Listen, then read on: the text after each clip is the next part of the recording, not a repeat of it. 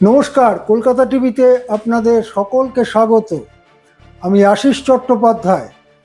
বাংলাদেশ রাষ্ট্রপতি নির্বাচন বা প্রেসিডেন্ট নির্বাচন হয়ে গেল এবং তার মধ্য দিয়েই সে রাষ্ট্রের বিএনপিকরণ সম্পূর্ণ হলো। গল্পটা কীরকম?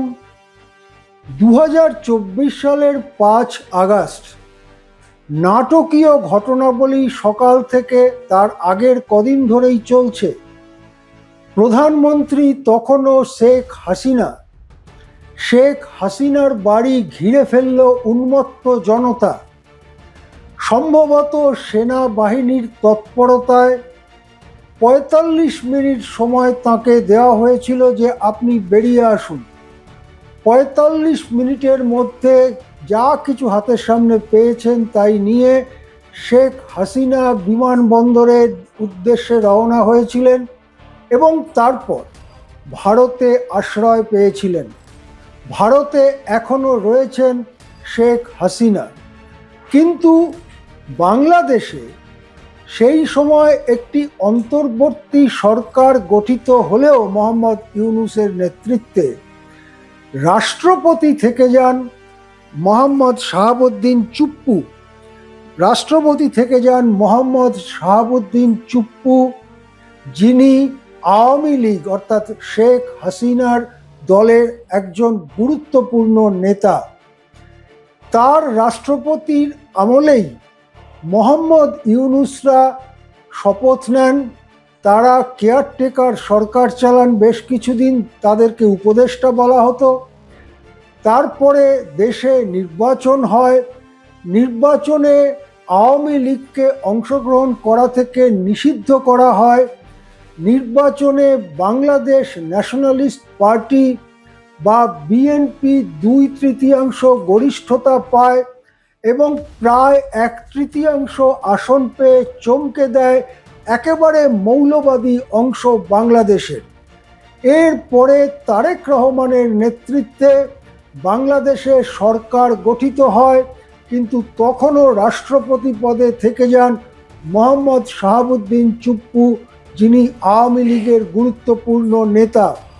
মোহাম্মদ শাহাবুদ্দিন চুপ্পু অবশ্য ইউনূসদের শপথ বাক্য পাঠ করাতে বা তারেক রহমানদের শপথ বাক্য পাঠ করাতে কোনো রকম আপত্তি করেননি বা কোনো বাধা দেবার চেষ্টা করেননি। যা তাকে বলা হয়েছে তাই তিনি করেছেন। তা সত্ত্বেও সম্ভবত একটা আশঙ্কা ছিল তারেক রহমানদের যে শেষ পর্যন্ত হয়তো কোনো একটা সংকটকালে রাষ্ট্রপতির ক্ষমতা সামনে এসে দাঁড়াবে, তাদের বিরুদ্ধে এসে দাঁড়াবে। সেই জন্য মোহাম্মদ শাহাবুদ্দিন চুপ্পুকে সম্ভবত পদত্যাগ করতে বলা হয়। চলতি বছরের জুলাই মাসে তিনি পদত্যাগ করেন। পদত্যাগ করার ফলে রাষ্ট্রপতি পদ খালি হয়। সেইখানে নির্বাচনে ডাক দেওয়া হয় এবং নির্বাচনে কেবলমাত্র সাংসদরা অর্থাৎ যারা সাংসদ জনপ্রতিনিধি তারাই ভোট দিতে পারেন। সেখানে বিএনপি বা বাংলাদেশ ন্যাশনালিস্ট পার্টির পক্ষ থেকে অর্থাৎ সরকারি দলের পক্ষ থেকে দাঁড়িয়েছিলেন মির্জা ফখরুল ইসলাম আলমগীর। মির্জা ফখরুল ইসলাম আলমগীর এই প্রার্থীর বিরুদ্ধে মৌলবাদীরাও প্রার্থী দাঁড় করায়। শেষ পর্যন্ত কিন্তু যা হবার ছিল তাই হয়। বিপুল গরিষ্ঠতায় নির্বাচিত হন এই বিএনপি প্রার্থী। বিএনপির সেক্রেটারি জেনারেল মহাসচিব মির্জা ফখরুল। ভোটের যে ফলাফল সামনে এসেছে তাতে দেখা যাচ্ছে যে ইনি অর্থাৎ বিএনপির প্রার্থী পেয়েছেন 255টি ভোট, অপরদিকে 11 দলের ঐক্য প্রার্থী তিনি পেয়েছেন মাত্র 88টি ভোট। সেই দিক থেকে মির্জা ফখরুল, যেটা নামটা বললাম, মির্জা ফখরুল ইসলাম আলমগীর, তার রাষ্ট্রপতি পদে শপথ নেওয়া এখন কেবলমাত্র সময়ের অপেক্ষা। এখন বাংলাদেশের রাষ্ট্রপতির কি খুব বড় ক্ষমতা হাতে আছে?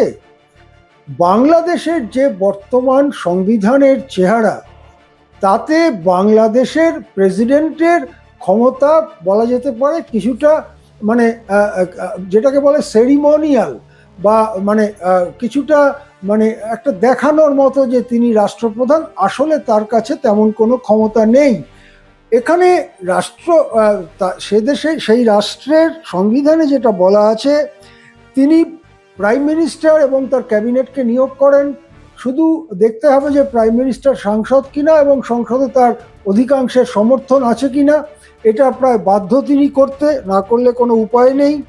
তিনি চিফ জাস্টিস এবং কোর্টের অন্য জজদের নিয়োগ করেন।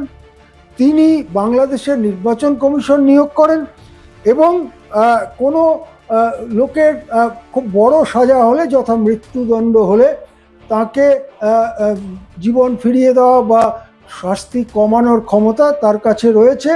এছাড়া কতগুলো এরকম আনুষ্ঠানিক ক্ষমতা, সেরিমোনিয়াল পাওয়ার্স যাকে বলে, রয়েছে। যে যে কাজগুলোই ইনি করবেন, এই রাষ্ট্রপতি করবেন, সব কিছুই তাকে করতে হবে প্রাইম মিনিস্টার, প্রধানমন্ত্রীর সুপারিশ মেনে। প্রধানমন্ত্রী সুপারিশ না করলে রাষ্ট্রপতি কোনো সিদ্ধান্ত নিলে তা অবৈধ। সুতরাং বলা যেতে পারে প্রায় ভারতের রাষ্ট্রপতির মতোই ব্যাপারটা খানিকটা আনুষ্ঠানিক ক্ষমতা তার কাছে রয়েছে।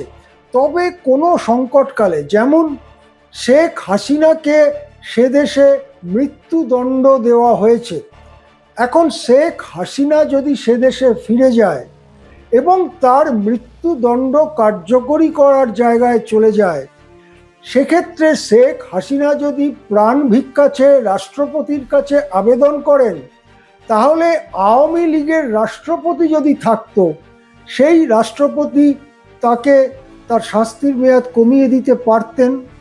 তাতে যা হতো হতো, কিন্তু এটা তার ক্ষমতার মধ্যে আছে। তারপরে হয়তো তাকে সরে যেতে হতো, বিক্ষোভের মুখে পড়তে হতো, যা হতো হতো, কিন্তু তার ক্ষমতার মধ্যে ছিল।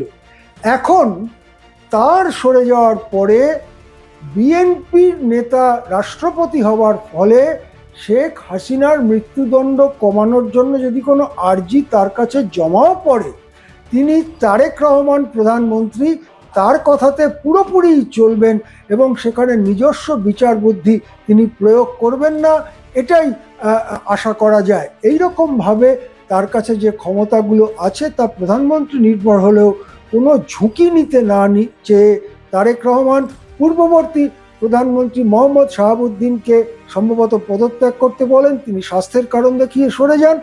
রাষ্ট্রপতি নির্বাচন হয়, সেই রাষ্ট্রপতি নির্বাচনে বিএনপি জিতে যায় এবং বিএনপি জেতার ফলে বাংলাদেশ রাষ্ট্রের বিএনপিকরণ সম্পূর্ণ হলো, এটা বলা যেতে পারে। এ ব্যাপারে পরবর্তী আপডেট যখনই আসতে থাকবে আমি জানাতে থাকবো। এখন এ পর্যন্তই। দেখতে থাকুন কলকাতা টিভি।